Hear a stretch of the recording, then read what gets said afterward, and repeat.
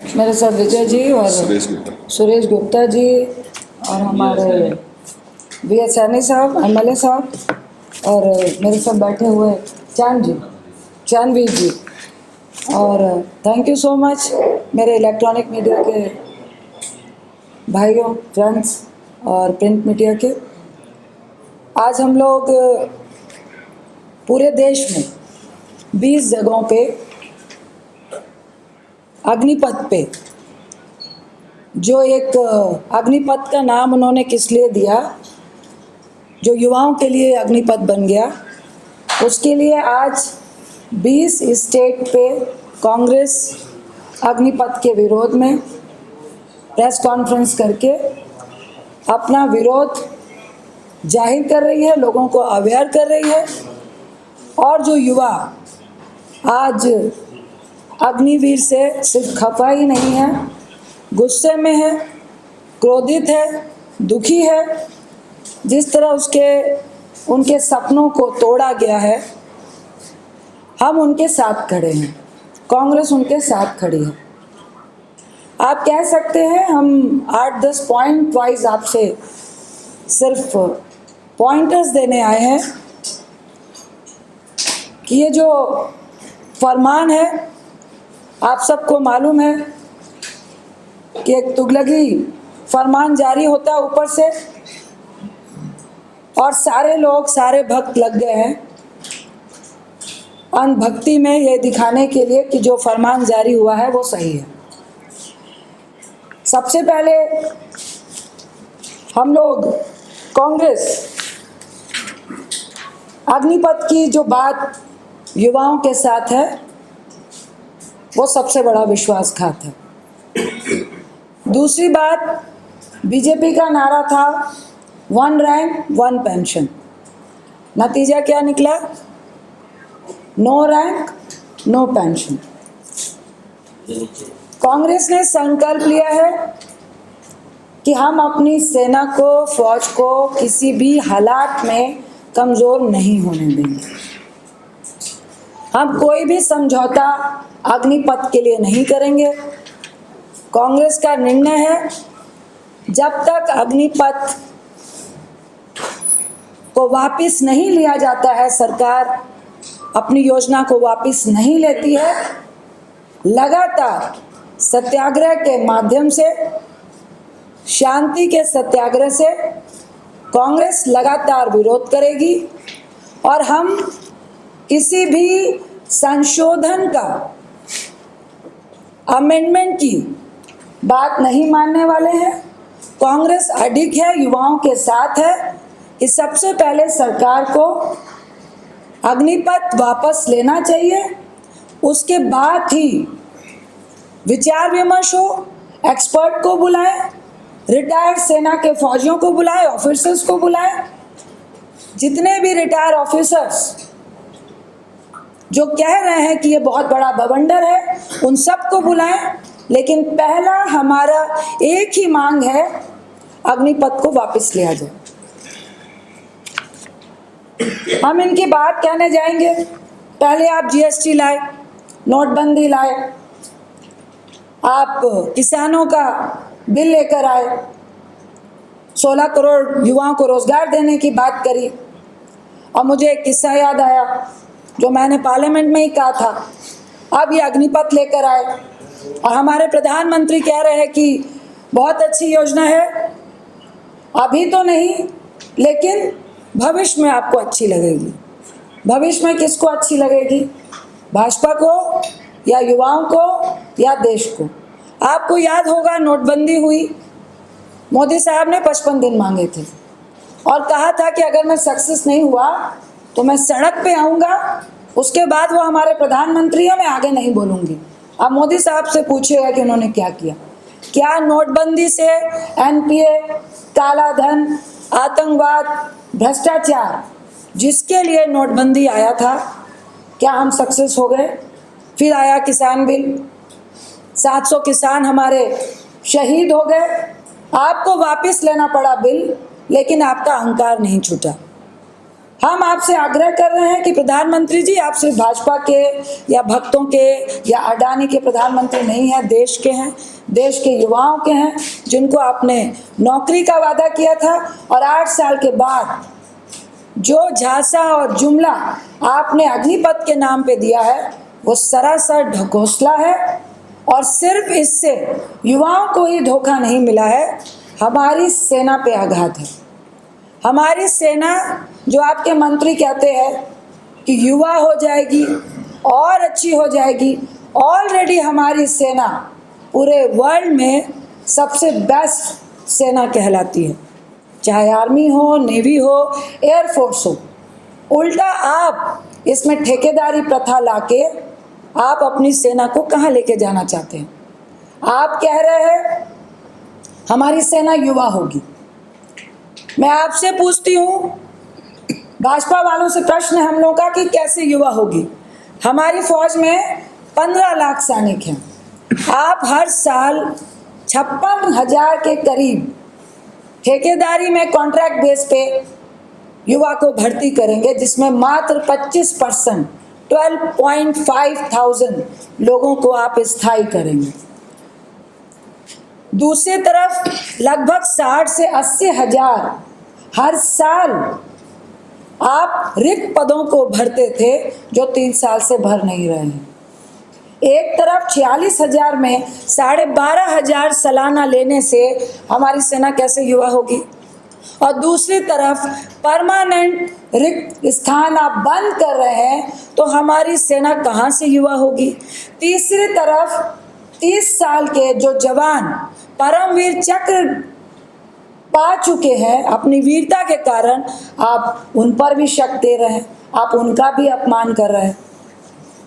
चौथी बात कि 15 लाख में जो हर साल आप कॉन्ट्रैक्ट बेस पे आप युवाओं को भर्ती करना चाहते हैं, तो आने वाले 10 से 15 साल में आप एक तरफ कह रहे हैं कि हमारी सेना मजबूत होगी, युवा होगी, आपके परमानेंट फौजी ही अगर आप कैलकुलेट करेंगे तो मात्र 6 से 7 लाख बचेंगे।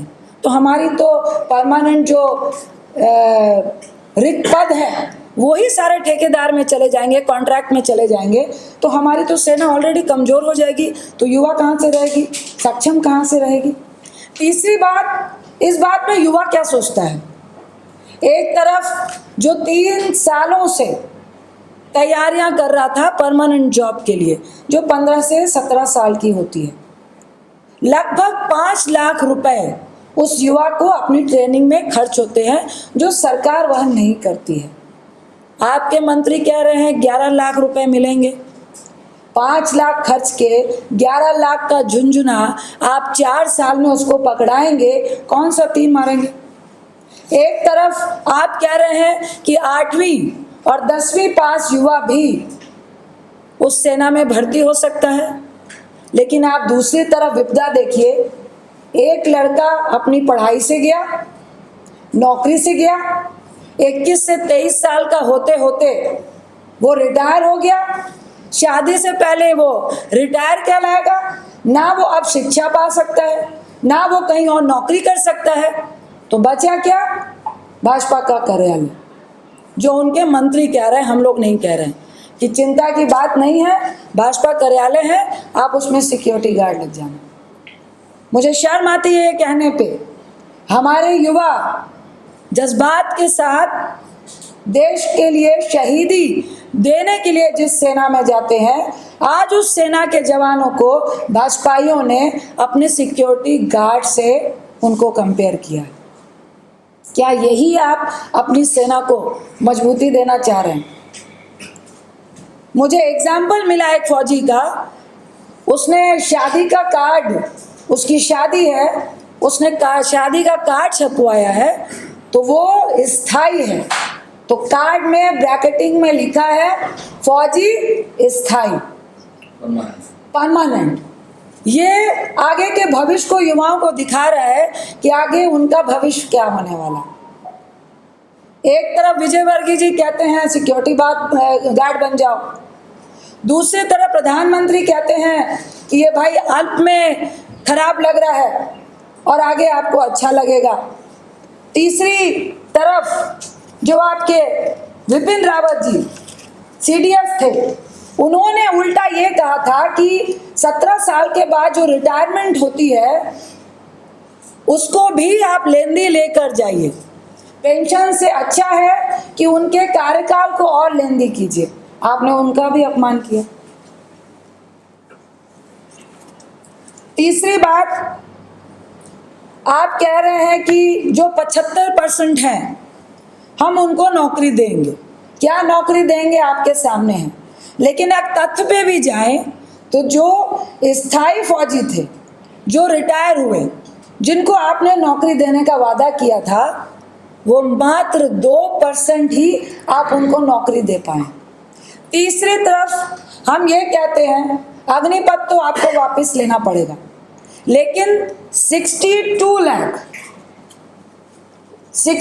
लाख जो नौकरियां हैं,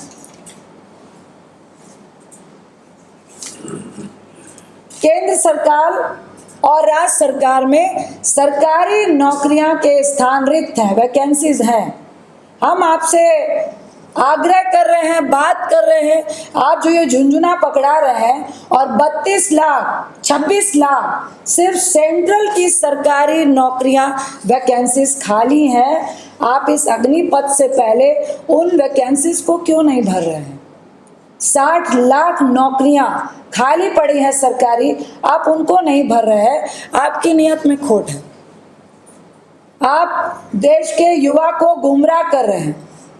आप ये 4 साल का झुंझुना पकड़ा के किसके फायदे की बात कर रहे हैं? क्या आप 2024 के चुनाव और ये जो 22 और 23 के विधानसभा चुनाव में आप युवाओं को फिर से प्रलोभन देना चाह रहे हैं? आपको याद होगा कि नोटबंदी में जब नोट छप गए थे तो 500 का पुराना नोट और नए नोट में बहुत फर्क था। 1000 और 2000 के नोट में बहुत फर्क था। बाद में वो ATM का नाप लेते फिर रहे थे। तो हम लोगों ने कहा था कि भाई दर्जी पहले नाप लेता है फिर सिलाई करता है। तो आज फिर अग्निपथ में आनन फानन में उन्होंने यही किया।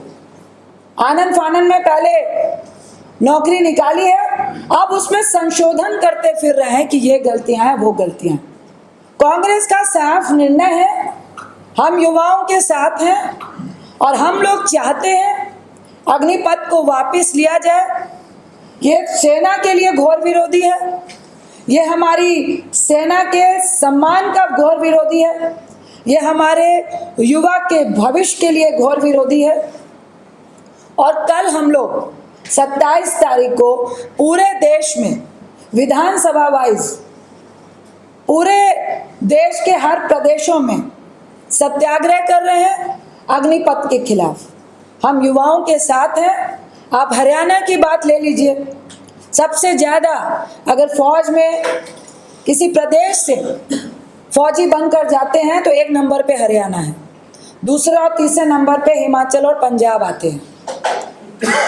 लगभग 3 साल में 20,000 हरियाणा के युवा आज फौज में होते, जिनको आपने रिक्त किया। और आज जो अग्निपथ आप लेकर आए, आज उसके कारण 2-2 यहाँ पर नतीजा क्या हुआ कि युवाओं ने आत्महत्या की। पर आप अपने नतीजे से डिग नहीं रहे।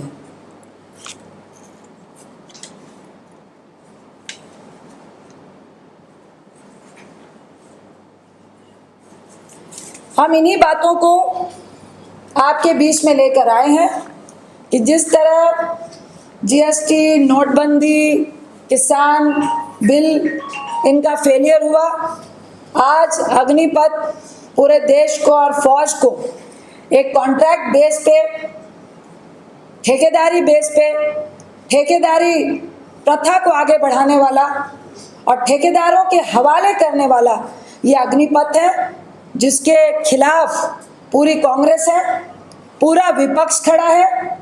यहाँ तक कि सारे रिटायर सेना के ऑफिसर खड़े हैं। जो प्रेजेंट ऑफिसर हैं उनकी मजबूरी है कि वो आपकी बातों को कह रहे हैं। अनफॉर्चुनेट है कि आज सेना का भी आपने राजनीतिकरण किया है, उनसे भी आप जोर जबरदस्ती से स्टेटमेंट दिलवा रहे हैं, जो बहुत ही चिंतनीय विषय है, चिंता का विषय है। कांग्रेस लगातार युवाओं के साथ है, अग्निवीरों के साथ है। और जब तक ये अग्निवीर योजना सरकार वापस नहीं लेती है, हम युवाओं के साथ खड़े हैं और लगातार ये सत्याग्रह हम लोग करते रहेंगे, जिसकी एक कड़ी कल पूरे देश में, हर प्रदेश में हम लोग धरना प्रदर्शन करने जा रहे हैं। इतना ही कहकर आप सबका बहुत बहुत धन्यवाद करते हैं। कल जो प्रदर्शन कर रही है, किस धरना प्रदर्शन है, घेराव है, किस तरीके से रहेगा ये?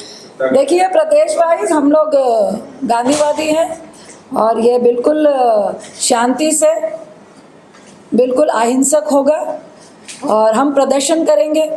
अब ये सरकार के ऊपर है वो शांति के प्रदर्शन को वो किस तरह से लेती है। और हम बहुत जगह पे मार्च कर रहे हैं, बहुत जगह पे हम लोग धरना दे रहे हैं। जो अगर डिस्ट्रिक्ट वाइज होगा तो कमिश्नर ऑफिस के सामने हम लोग बैठेंगे। जी, तो अनुमंडल में बैठेंगे, वहाँ के ब्लॉक में बैठेंगे, जहाँ सांसद हैं वहाँ पे हम लोग कमिश्नरी में बैठ रहे हैं, डिस्ट्रिक्ट में जहाँ विधानसभा वाइज कर रहे हैं। ज़्यादा से ज़्यादा प्रखंड और विधानसभा हम लोग कवर कर रहे हैं ताकि लोग अवेयर हों। और एक बात और मैं बोलूँगी कि एक दावा भाजपा कर रही थी कि अब कांग्रेस अग्निपथ को लेके चल रही है, युवा शांत हो गए हैं। तो हम लोग निश्चित तौर से ये कह रहे हैं, जो सच्चाई है, आपकी स्टेटमेंट लगातार आ रही है, आप भय दिखा रहे हैं, दबाव दिखा रहे हैं और आपने ये साफ कह दिया है युवाओं को कि जो भी धरना और प्रदर्शन करते हुए दिखेगा, जिसकी भी पिक्चर आ जाएगी, उसको हम लोग नौकरी नहीं दे रहे हैं। ये देश में युवाओं के पास जज्बात भी है और गरीब भी है, तो आप उसकी गरीबी से खेल रहे हो, जिसके कारण आप इस तरह की बातें कर रहे हैं, जबकि तमाम देश का युवा अग्निपथ के विरोध में है। कोई और बात पूछनी है, पूछ लीजिए। तो आपका क्या कहना है, जितने भी कानून सरकार लेके आती है, बिना होमवर्क ले आती है जीएसटी को? देखिए, मैं आपसे पूछूंगी, क्या जीएसटी से व्यापारी खुश है? क्या नोटबंदी का जो कॉस्ट था, काला धन और एनपीए, मेन जो बैंक में पड़ा हुआ धन था, हजारों लाखों करोड़, और आतंकवाद को खत्म करना था, आज कश्मीर मुझे लगता है 1990 से भी वर्स्ट सिचुएशन में है। क्या काला धन खत्म हो गया? उन्होंने कहा कि भ्रष्टाचार खत्म हो जाएगा, तो क्या आज ब्लॉक से भ्रष्टाचार खत्म हो गया? आज उसी तरह से आप अग्निवीर के नाम पर सेना को जिस कॉन्ट्रैक्ट पथा पे लेके जाना चाहते हो, हम उसके खिलाफ।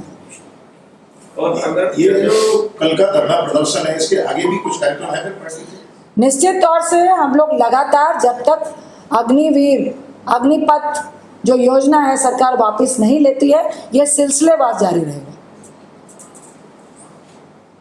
तो आपका कहना है कांग्रेस उसमें पीछे नहीं हटेगी, अमेंडमेंट कोई नहीं चाहती है, कांग्रेस जो है इसको सीधे इसको वापस लिया जाए?